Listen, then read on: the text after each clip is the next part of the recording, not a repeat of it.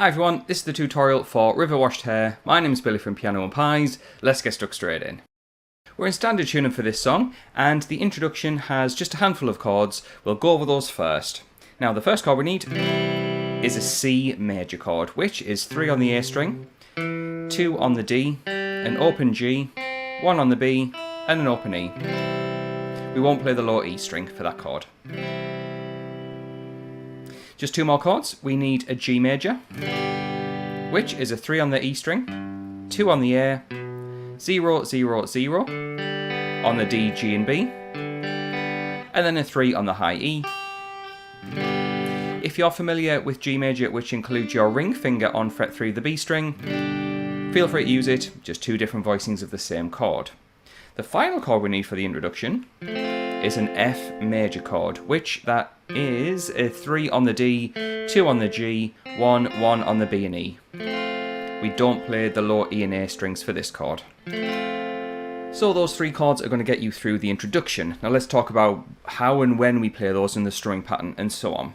Now we're counting groups of 6 for this song, where each chord for the most part will have 2 lots of 6 like this.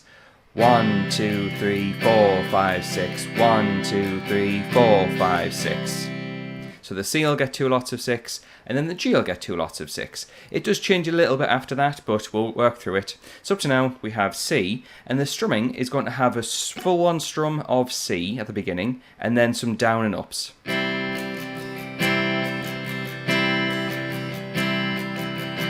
Down, down, up, down, up, down, down, up, down, up. And just slightly emphasise that first down strum.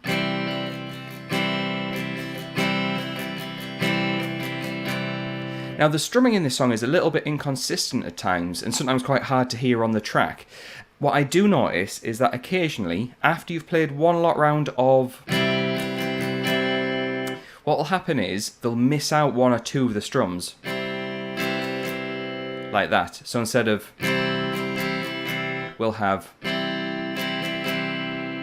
And what I'm going to do is alternate between the first strumming pattern and then the second strumming pattern for every chord and just miss out a little bit. For example, for the C, G,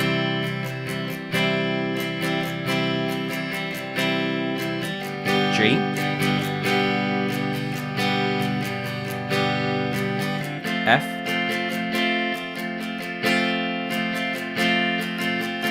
and then at the end of the introduction we go from just 1 time round of C, G. So what I'm going to do now is play through the full introduction with the correct chords without stopping and without me talking over the top of it, so you can see how it all fits together.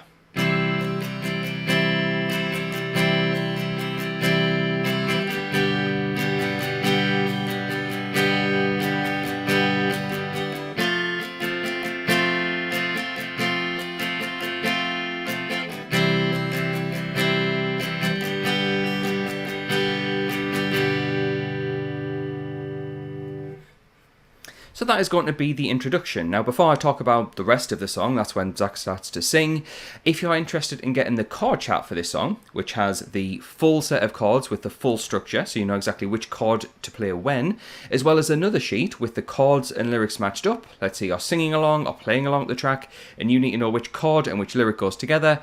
Head on over to Patreon, I've got you covered. For the price of a coffee, you get access to not only this song, but well over 600 songs of all the latest releases, including a bunch of Bryan songs as well. So yeah, feel free to check that out. There's a link in the description. Now when the first verse kicks in, that's when Zach starts to sing, we're going to take the same set of chords and play it through 3 times, without any real difference. But what I'm going to do is show you some techniques that you can include in this style of music and that in this song that might just make these repetitive chords sound a little bit more interesting. For example, there's a really small idea on the C chord where you can hammer on this finger.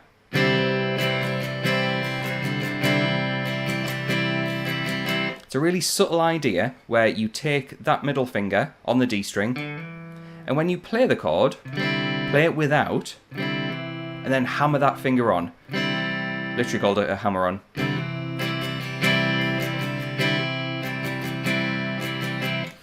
On the G major, you could do it for this finger, it's slightly harder to notice.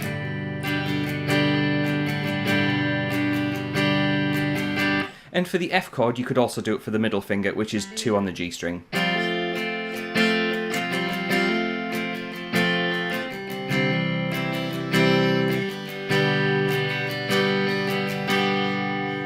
Another idea you could put into this playing, which again will happen periodically through the song, is take the G major chord, use this fingering for G, which frees up this finger, and what that can do is go on fret 1 of the B string and hammer it on, which would make what you call a G sus4 chord, and it'll work really nicely in this song. For example,